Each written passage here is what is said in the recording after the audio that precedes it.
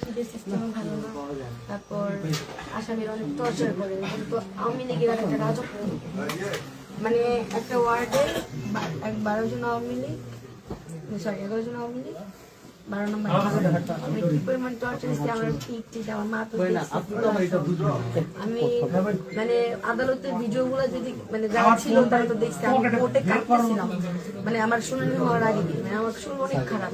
তারপরে যখন বললো রিমান্ড, আমাকে যখন নিয়ে যেতেছিল ওনারা, তারপরও আমার শরীর অনেক খারাপ ছিল। এবার যখন ওয়ার্ডে কারাগারে তখন আমি মানসিক ভাবে নিজে ভালো লাগছে কিভাবে আমি দাঁড়ায় আছি। ভাই আমাকে যেদিন নিয়ে গেছে সেদিন আমি হসপিটাল থেকে রিলিজে বাসায় মাত্র আসছি, ওদিন যাচ্ছে বলে আমাকে নিয়ে চলে গেছে। আমার উকিল বলতেছে আমার বিরুদ্ধে, মানে আমার পক্ষে সব প্রমাণ আছে।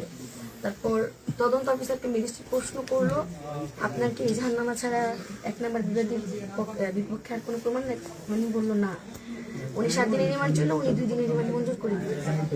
তারপরে ভাইয়ারা ছিল, ওনারা যে লোক আমাকে বের করছে, আমি মনে করছিলাম যে আমি হবো না, পরীক্ষা যাই হোক সবার কাছে মানে মন থেকে বের করছে। ভাই এই জিনিসটা কষ্টের যে আপনারা হয় প্রথমে বের করতেন, নাহলে একদম লাশ বের করতেন, আত্মরা অবস্থায় বের না করলে মনে বেশি ভালো। এটা কি আপনাদের কাছে যে আর্তনাদ বলতে যে হয়তো প্রথমে যখন আমাকে কারাগারে 1-2 দিনে বের করতেন, হয়তো এখানে লাশ বের আত্মার অবস্থা দেখা যায় আমার কাঁদতেছে যে আমি এখানে কষ্ট করে বসে আছি। একটু আপনারা তাহলে আমরা বাইরে শেষ করে